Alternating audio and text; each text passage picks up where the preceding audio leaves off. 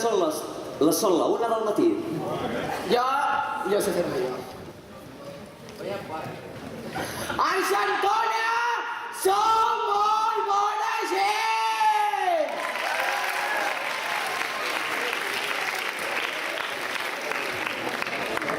Molt bon dia i benvinguts a la sala. Benvinguts a l'acte de celebració del Dia de Sant Jordi, que, com cada any, tindrà lloc l'espectacle i el lliurament de premis. Com cada any no, perquè últimament no hem pogut celebrar Sant Jordi quan tocava. Sí, és veritat, el 23 sempre com el dissabte, diumenge... Bé, però ara sí que ho celebrem el dia que toca. Sant Jordi. Felicitats als Jordis, als enamorats, les enamorades, però no tant als dracs que van acabar perdent. Pobres dracs. Bé, anem per feina. A hores d'ara tothom deu saber que aquest any és l'any de Pompeu Fabra i dedicat a l'intel·lectual que va ordenar la llengua catalana.